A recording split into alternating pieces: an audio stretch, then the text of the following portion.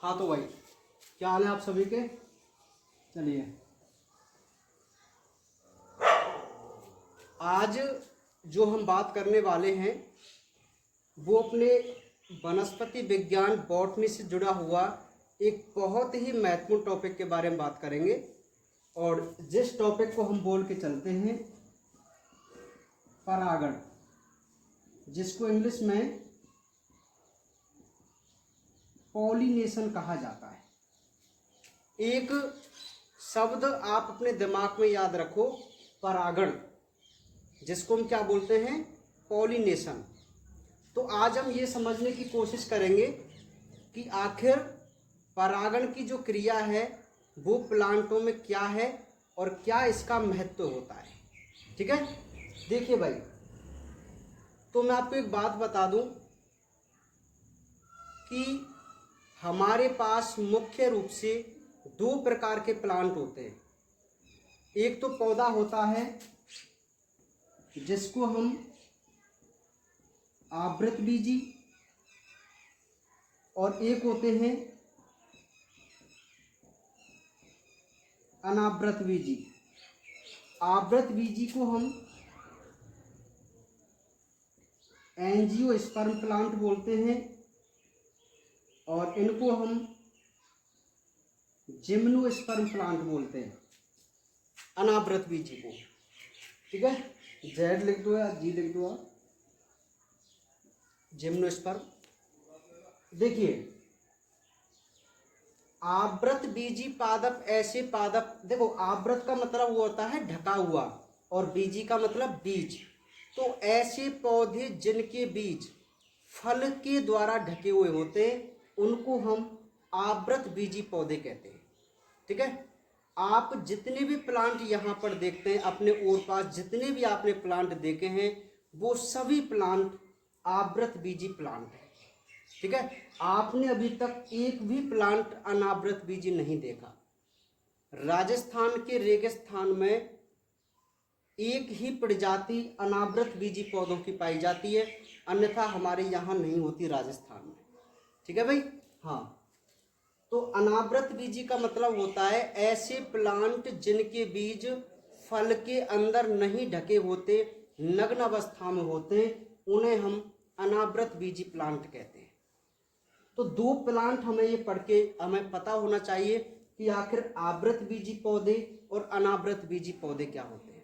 ठीक है, तो आपको क्लियर समझ में आ गया कि इन दोनों प्लांटों में क्या डिफरेंट है। यदि उनके बीज फल के अंदर सुरक्षित ढके हुए हैं तो आप उनको आवृतबीजी बोलेंगे, और यदि उनके बीज नग्न अवस्था में है तो आप उनको अनावृतबीजी बोलेंगे। ये बहुत सिंपल सी बात है।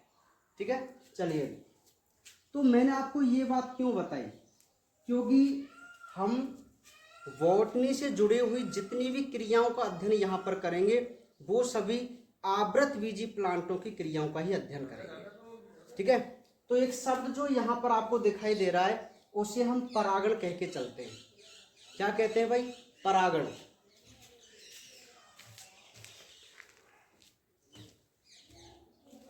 तो ये परागण जिसको हम पॉलिनेशन कहते हैं वो क्या है, तो सबसे पहले तो मैं एक परिभाषा यहां पर लिख देता हूं। अच्छा,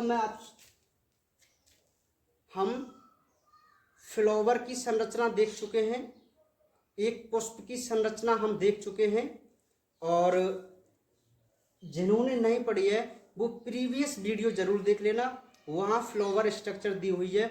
आप प्ले लिस्ट में जाके टीचिंग एक्सपर्ट चैनल को सब्सक्राइब कर ओपन कर, उसे प्ले लिस्ट में जाके 11th क्लास बायोलॉजी लिखा हुआ आएगा, वहाँ आप जितनी भी वीडियो डल चुकी हैं वो सारी आपको वहाँ अवेलेबल हो जाएगी। ठीक है, तो आप पुष्प की संरचना भी देखना, बहुत इंटरेस्टिंग टॉपिक है।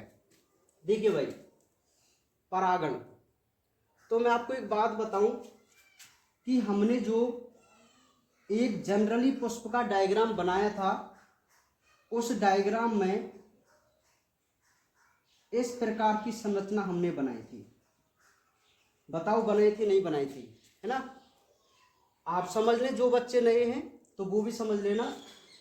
ये फूल है, पुष्प, और ये जो पुष्प है ये उभयलिंगी पुष्प है। क्यों, क्योंकि ये तो है पुंकेसर, जो इसका पुष्प का नर भाग होता है, नर जनन अंग होता है, और ये है स्त्री केसर, जो पुष्प का मादा जनन अंग होता है। ठीक है, तो एक ही पुष्प में यदि दोनों लिंग प्रेजेंट हों, पुल्लिंग भी और स्त्रीलिंग भी, तो ऐसे फ्लावर को हम उभयलिंगी पुष्प कहते हैं। ठीक है, यदि मैं इस पुष्प में इन डायग्रामों को हटा दूं, दोनों को, ये दोनों मैंने हटा दिए, तो अब आपको फ्लावर में एक स्त्री केसर ही दिखाई दे रहा है।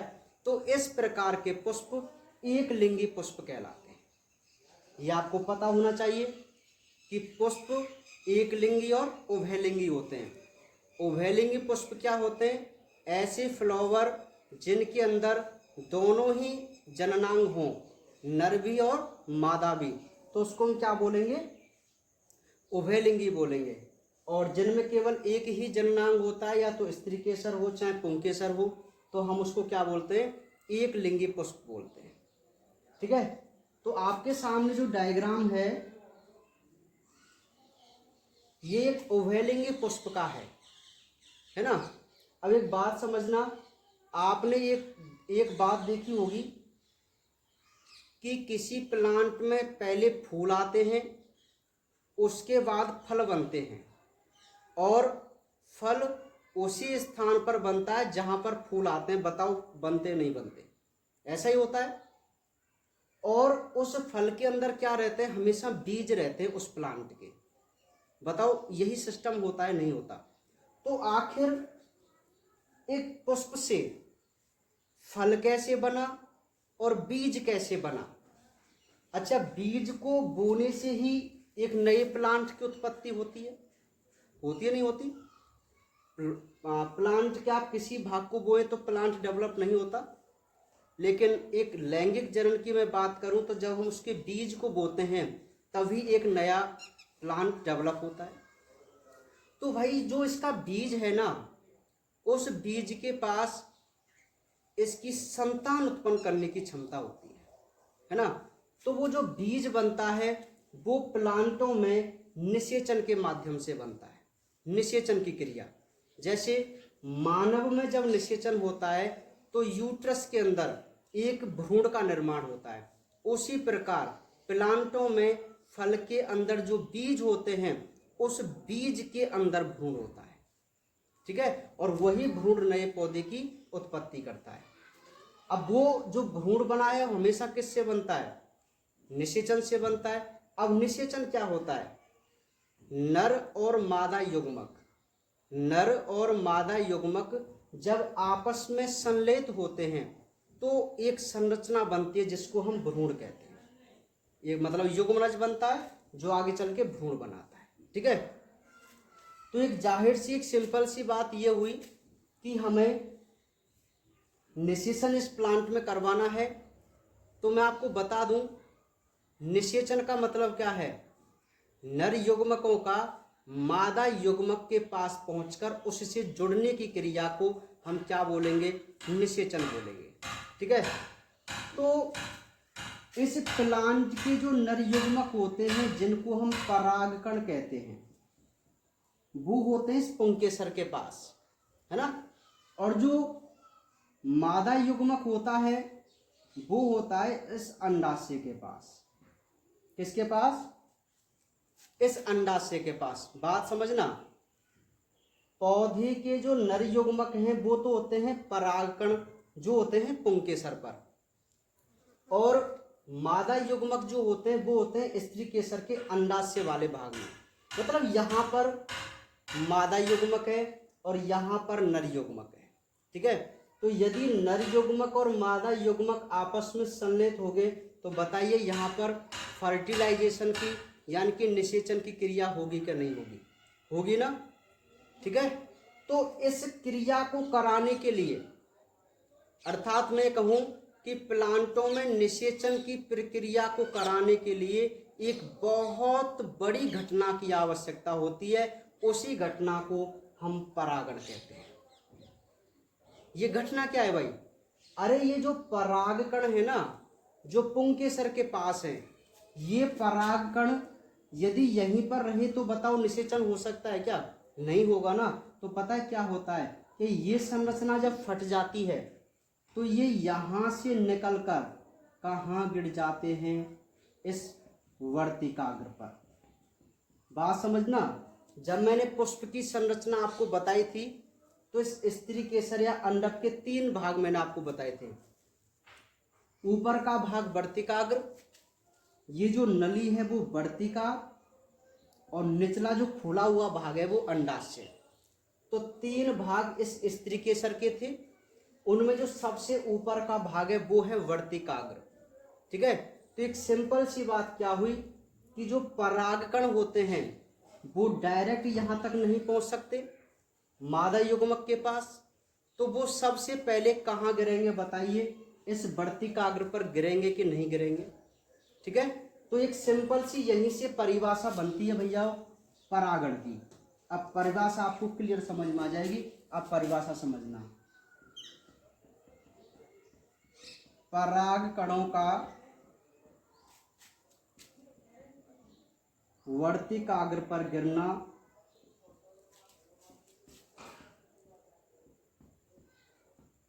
परागण कहलाता है। देखो कितनी सिंपल सी डेफिनेशन है ना। अब आपको बहुत अच्छी तरीके से समझ में आ गई होगी कि आखिर परागण क्या चीज है।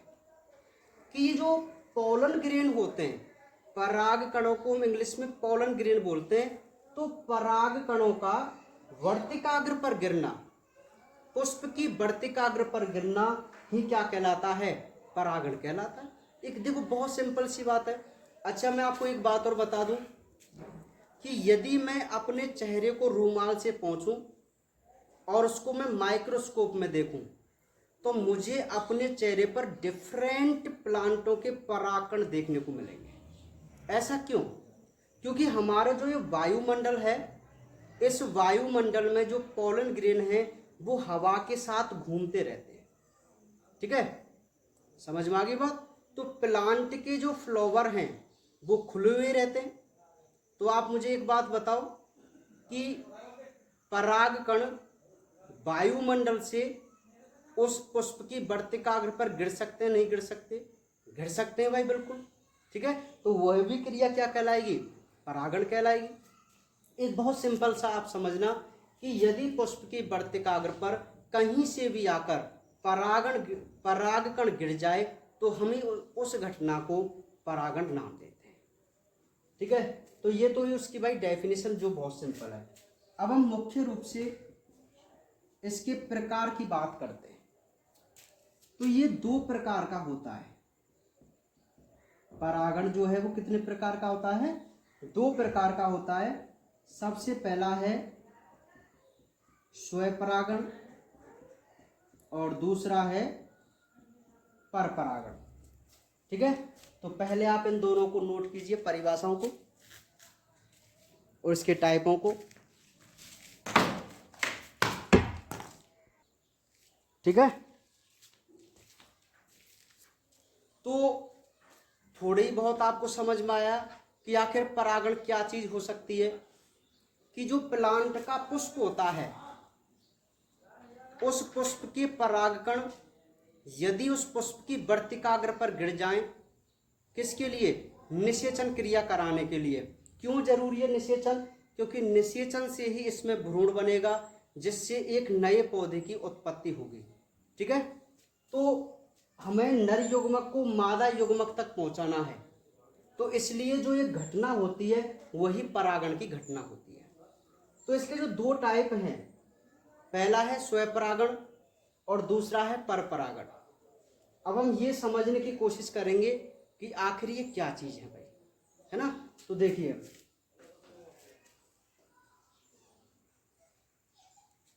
सबसे पहले हम बात करते हैं स्वपरागण की, जिसको हम सेल्फ पॉलिनेशन कहते हैं। क्या कहते हैं? Self pollination. देखिए बहुत सिंपल सी परिभाषा होती है। जब एक पुष्प के परागकण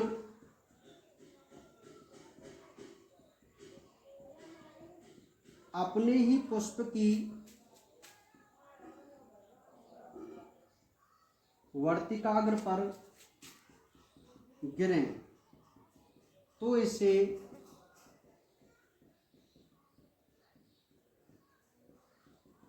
स्वपरागण कहते हैं। दूसरी बात, दूसरा टाइप जो है वो है परपरागण, जिसको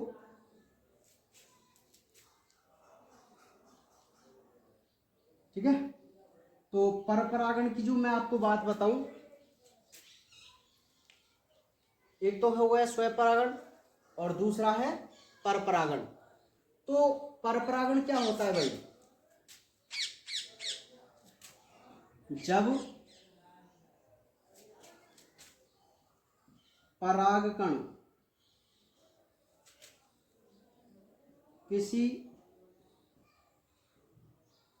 चलो बढ़िया परिभाषा लिख देता हूं, जब एक पौधे के पुष्प के परागकण अपनी ही जाति के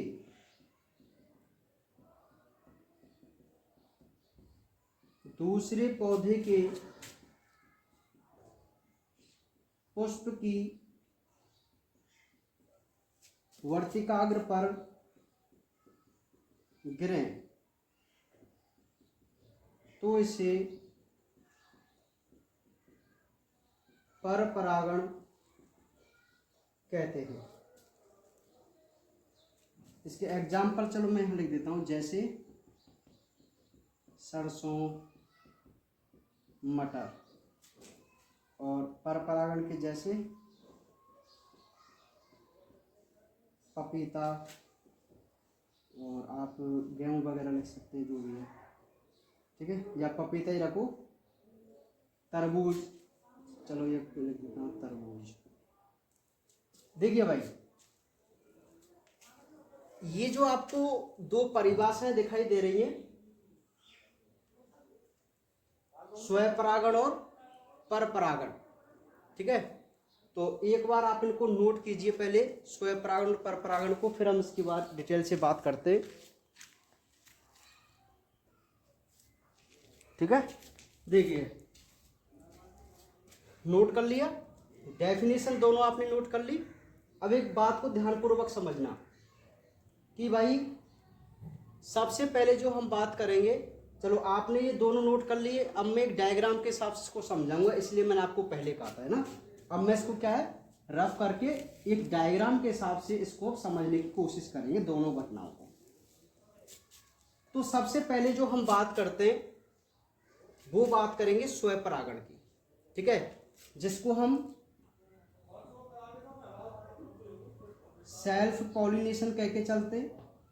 अच्छा, ये क्या होता है, एक बात समझना कि ये कोई फ्लावर है और ये जो आपको पुष्प दिखाई दे रहा है, आप मुझे बताइए किस प्रकार का पुष्प है, किस प्रकार का पुष्प है भाई?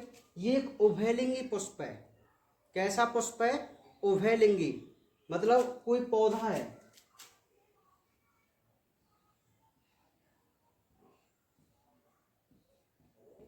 ये कोई पौधा है और उस पर जो पुष्प लगे हुए हैं वो कैसे हैं?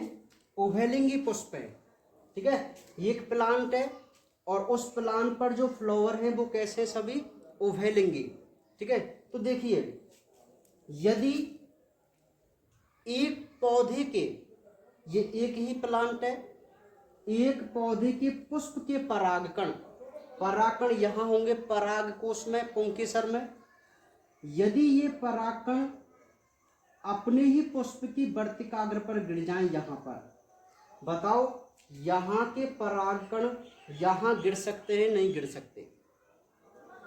और मैंने एक बात कही थी कि यदि परागकण वर्तिकाग्र पर पहुंच जाए तो आप उस घटना को परागण बोलना, ठीक है, परागण है वो।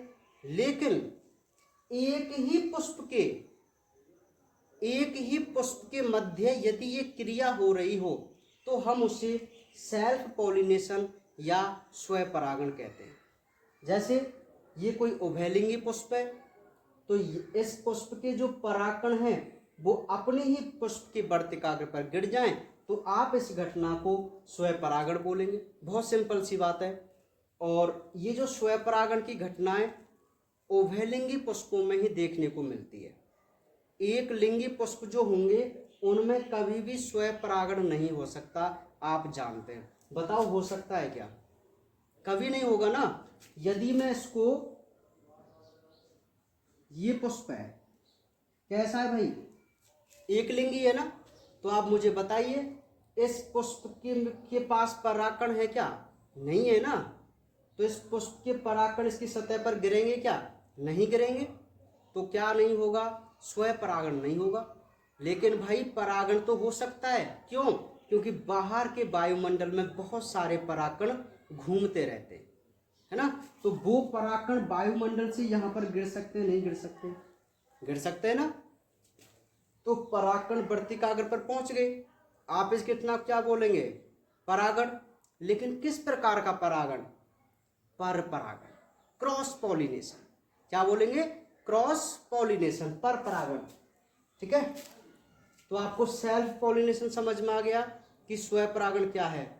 कि यदि एक पौधे के पुष्प के परागकण अपने ही पुष्प के वर्तिकाग्र पर गिर रहे हो तो हम उसे स्वपरागण कहते हैं। ठीक है, समझ में आ गई बात। नेक्स्ट जो हम बात करेंगे वो है क्रॉस पॉलिनेशन, जिसको हम पर परागण कहते हैं। अब इसमें क्या होता है भाई? इसमें ये जो प्लांट होता है उसमें क्या होते हैं? एक लिंगी पौधे होते हैं। देखो ये देखिए, मान लीजिए ये पपीते के पौधे हैं, दो अलग अलग प्लांट हैं। ठीक है। तो ये मादा पुष्प है, ये नर पुष्प है। आपको पता है ये एक लिंगी पुष्प है, आपको बिल्कुल क्लियर दिखाई दे रहे, जबकि ये कैसा था? उभयलिंगी पुष्प, है ना। तो आपको डिफरेंट समझ में आ जाएगा बिल्कुल, है ना। तो ये जो एक लिंगी पुष्प हैं इसके पास क्या है? परागकण। और इसके पास क्या है? मादा युग्मक। तो परागकणों को यहां तक पहुंचना पड़ेगा ना इस प्लांट के पास।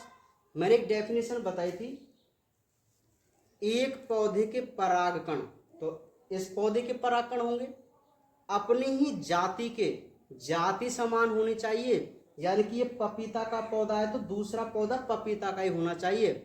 यदि पपीते के परागकण नीम के पौधे की वर्तिकाग्र पर गिर जाएं तो परागण नहीं माना जाएगा, कोई क्रिया नहीं होगी। अब ऐसा भी मत समझना आप कि ये छटकर ही पपीता के पौधे पर गिरे। अरे भाई वायुमंडल में हवा के साथ बहते हैं, किसी भी प्लांट के पुष्प की वर्तिकाग्र पर गिर सकते हैं, लेकिन क्रिया संगत जाति के पौधों के बीच ही होती है। देखो एक बात समझो, ये पपीता का पौधा है, इसके परागकण हैं तो ये वायु के साथ उड़ेंगे। तो जैसे किसी की भी वर्तिकाग्र होगी ना, जो रास्ते में आएगा उसकी वर्तिकाग्र पे ये गिर जाएंगे, चाहे नीम का है, बबूल का है, किसी का भी हो, लेकिन क्रिया नहीं कर पाएंगे। ठीक है।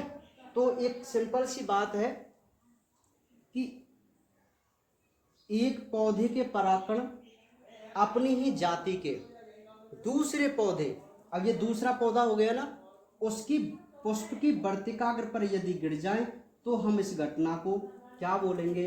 क्रॉस पॉलिनेशन बोलेंगे। क्या बोलेंगे भाई? क्रॉस पॉलिनेशन बोलेंगे। नहीं आई बात समझ में? ठीक है। तो देखो कितनी सिंपल सी बात है सेल्फ पॉलिनेशन और क्रॉस पॉलिनेशन के बारे में, अर्थात स्वपरागण और परपरागण के बारे में। ठीक है। तो आपको समझ में आया आज परागण का हल्का सा टॉपिक, छोटा सा टॉपिक। एक हमने बहुत महत्वपूर्ण क्रिया का अध्ययन किया कि आखिर प्लांटों में पॉलिनेशन क्या होता है, परागण क्या होता है। तो वहाँ हमने समझा कि यदि परागकण वर्तिकाग्र पर पहुँच जाएं तो हम इस घटना को परागण कहते हैं, जो दो प्रकार का होता है, सेल्फ पॉलिनेशन और क्रॉस पॉलिनेशन।